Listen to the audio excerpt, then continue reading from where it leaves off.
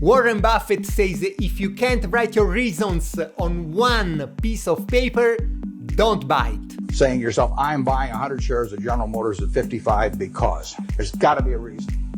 And if you can't state the reason, you shouldn't buy it. If it's because somebody told you about it at a cocktail party, not good enough. My rule is even cooler. If you can't explain it in 30 seconds on a YouTube video, don't own it. My portfolio is 10 stocks, so 5 minutes. Timer starts now.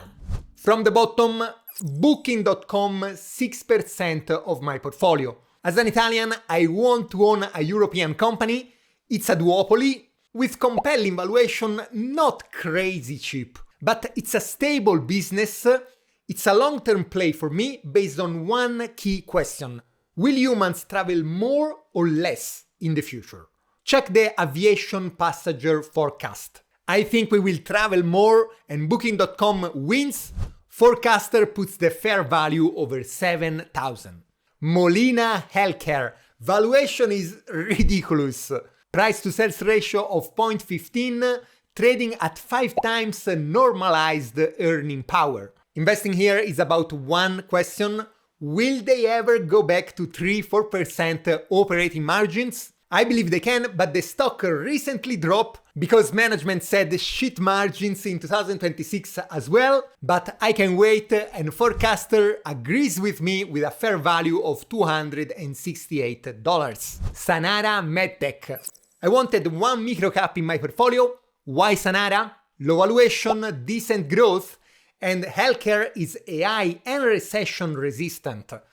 Unfortunately, it's not going well.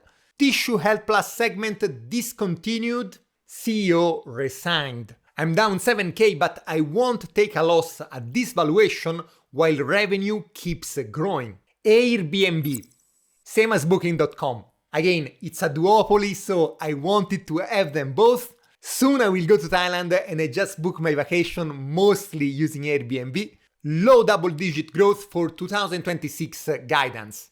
Solid, stable, driven by an increase in global travel demand. Oscar Health, another insurer, another extremely low valuation stock. Very risky, very volatile. They just reported earnings and in my opinion they were horrible, huge miss, but great, incredible guidance. Almost too good to be true, honestly, so I might exit after the next bounce to buy more of my high convictions. Cash, 8% of my portfolio, a bit more than 15k. Hims and Hers, I'm down 30% in just a week. I picked the worst possible moment to buy with the Novo lawsuits. Compounding should be reserved for a few individuals that might have an allergic reaction to our medication, and that would be fine. But I think when it gets into the masses, then I think it needs to be addressed. And of course, this is something we'll pursue. I'm inclined to think Novo is right, but I'm not investing in Hims for GLP-1. 5 years from now, we will buy more medicine online? Will we want customized treatments? I believe we will, and Hims is positioned to lead this sector. Extremely high risk, crazy growth potential, founder-led, low valuation. Next, PayPal, 6 billion of free cash flow and 38 billion of market cap. Do I need to say anything else? New CEO plus soft guidance made it even cheaper. Revenue growth, share counts drops. A bounce is inevitable. Even if I agree that the company is dying and the moat is weak, management can just cut costs and squeeze profits for years and years. 500 million active accounts don't quit in one day. Forecaster fair value at 86. Novo Nordisk, 10% of my portfolio. Priced for failure, but a 40-year-old pharma giant doesn't die easily. They sell the only GLP-1 pill that makes people lose weight. 30 years ago that sounded like a miracle. Today, over 1 billion overweight humans need that miracle. Forecaster, $95. Duolingo, high conviction, it's the most engaging learning app yet down 80% in 8 months. Why learn when soon AI will wipe our asses and meta glasses will give us all the answers? Well, maybe because humans like knowledge, we like to learn.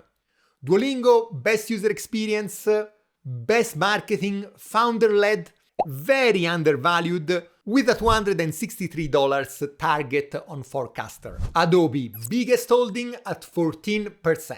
The moat is under pressure from AI, but fears are way exaggerated. Valuation is very compelling for such a dominant business. Personally, I edit with Adobe Premiere, I record the audio with Adobe Audition, I make the thumbnails with Adobe Photoshop. Revenue up, profits up, share price down to a stupid $260 versus $483 on Forecaster. That was 10 stocks in 5 minutes. I challenge any other YouTuber to do the same, and I challenge you to leave a comment with your top holding reasons in just 1 sentence. Love you guys, thank you for watching. Now check this other one here, it's wow, incredible. Peace out.